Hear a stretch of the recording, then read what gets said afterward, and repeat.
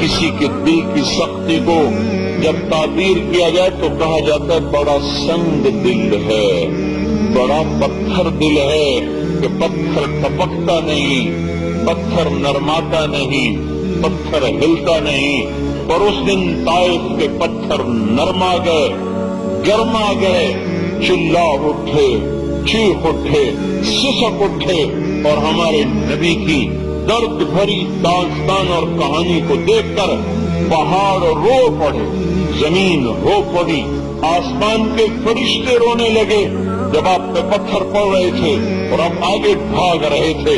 حالانکہ نہ انگلی کے اشارے کی ضرورت ہے، نہ زبان سے کہنے کی ضرورت ہے، صرف دل میں آنا تھا یا اللہ انہیں پکڑ لے، یا اللہ انہیں پکڑ لے، تو پتھر پہاڑ پھٹ جاتے، زمین پگھل جاتی، بجلیاں کود جاتی، برف ٹوٹ پڑتی، فرشتے ان کے برف سے اڑا دیتے۔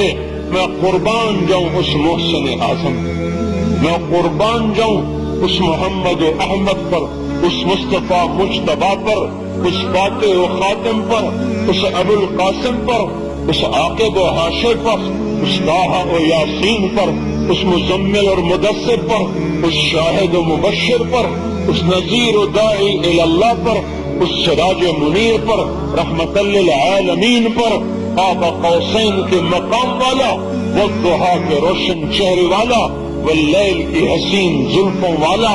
اور اس کے مقام میں گندی زبان والا کہاں سے بیان کروں، جو اتنے بلند مقام رکھتا تھا، وہ پتھر کھاتا جا رہا ہے اور سہتا جا رہا ہے۔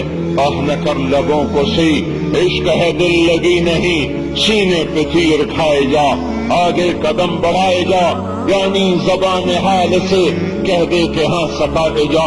پتھر کھاتے گئے، تاریخ نیا انداز اپناتی چلی گئی، اور ورق رنگین ہوتے چلے گئے، بے ہوش ہو کر گرے، پر آہ نہ نکلی اور بددعا کا لفظ نہ نکلا۔ زید بن حارثہ نے کندھے پہ اٹھایا، دشمن کے باغ میں پناہ لی، جانی دشمن رتبہ، پر آپ کا حال دیکھ کر عتبہ کی آنکھیں بھی بھر آئیں۔ وہ قریشی خون جوش میں آ گیا، قریشی خون۔ اچھا، طائف والوں نے میرے قریشی بھائی پہ ہاتھ اٹھایا، جس کو دیکھ کر دشمن روئے ہوں،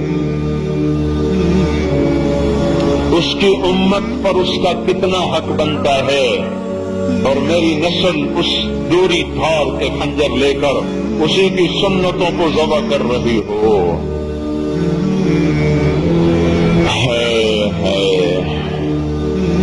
ارے اس پہ غمگین ہونا تھا، ارے اس پر رونا تھا۔ پڑ گئے بے سدھ ہو کر، عتبہ نے انگور توڑے، خود توڑے، پلیٹ میں سجائے، جاتے ہوئے شرم آیا تو اپنے غلام سے کہا جاتو پیش کر، اور جگہ تجھے رشتہ داری کی قسم، تجھے خون کی قسم، میرے انگور رد نہ کرنا۔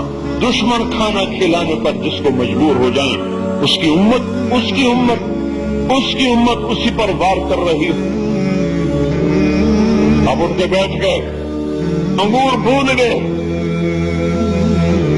اس کو دیکھ کر اس کا فکر لگ گیا، چلو طائف والے نہ صحیح تو یہ صحیح، ابھی تو کون ہے؟ کہ میں نینوا کا ہوں۔ اچھا نینوا، میرے بھائی یونس کے شہر کا ہے تو؟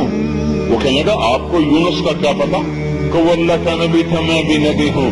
اور آپ نے جو سورہ یونس پڑھی وہ قدموں میں گر کر پاؤں چومنے لگا، مسلمان ہو گیا۔ آپ کو اپنے زخم بھول گئے، اور وہاں اللہ کے دربار میں پھر دعا کی، اللہم انی اشکو الیک ضعف قوتی وقلت حیلتی اہوانی علی الناس۔ اے میرے مولا، میرا کسی سے گلہ کوئی نہیں، البتہ تیرے سامنے گلہ ضرور ہے۔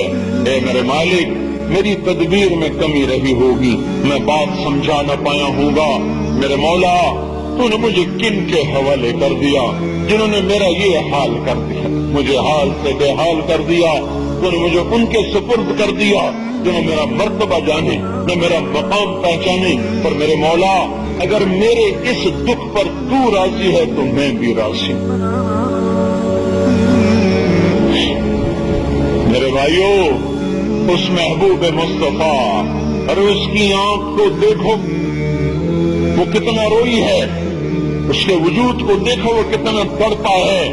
مدینے کی فضاؤں میں 10 برس کا رونا محفوظ ہے، طائف کی وادیوں میں پتھر کھانا محفوظ ہے، مکے کی گلیوں میں پھرنا اور کوٹھریوں کا گرنا اور گردن میں چادر لپیٹ کر اس کو بل دینا، مروڑنا اور ٹکے ٹکے کے آدمی سے گالیاں سننا مکے کی وادیوں میں محفوظ ہے۔